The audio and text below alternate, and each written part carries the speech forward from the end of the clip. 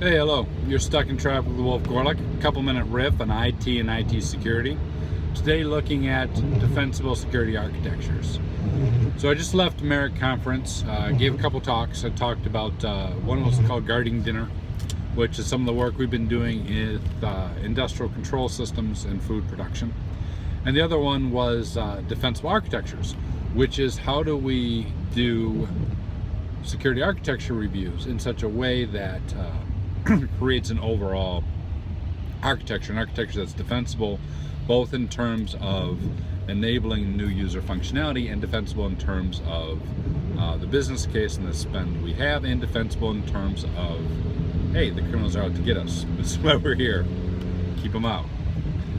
So today I'll give you 4 tips, 4 steps to create a defensible security architecture. 1 is the business. No alignment. And no try to be seen as.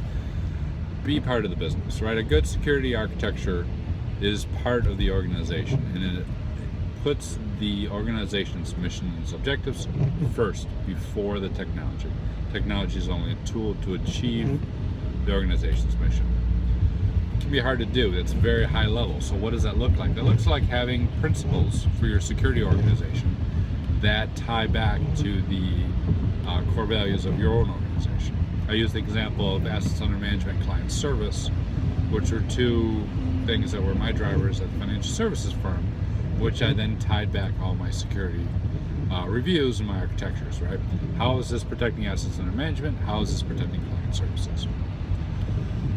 Better was, how is it growing assets under management? Well, we could demonstrate ways that we're able to grow those things due to better business continuity, for example. Number 2, when we talk about tying to the organization, that's pretty high level. It's hard to put controls around how we're protecting whatever the organization's mission is. So ways to do that is to look at the normal use of the system. You can do that with the data flow diagram. You can do it with any number of things.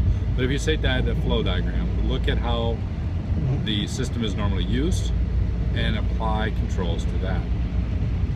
I use the age-old metaphor of the brake, right? Why do you have brakes in your car? Not so you can stop, but so you can go fast. You have brakes in your car so that you can have controlled acceleration and deceleration, the normal use of the car. So that's your use case. Number 3 is your abuse case.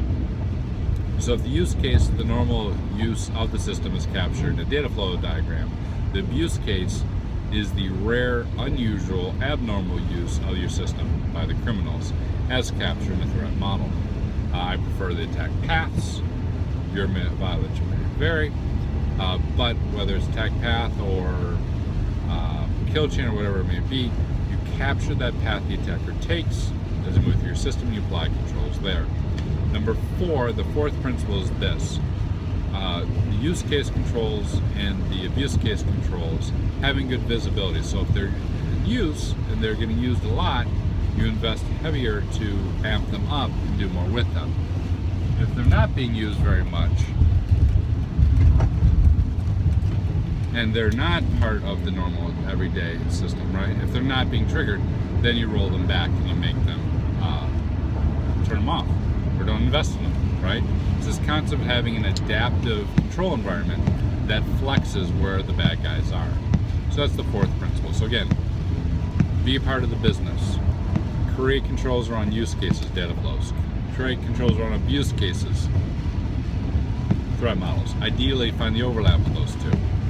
And then 4th and finally, create an adaptive way to get good data so we can make good decisions about what controls need to be amped up and what controls can be removed. So, if you're looking at doing security architecture reviews, there's a 4-step process that you can apply. Thanks so much.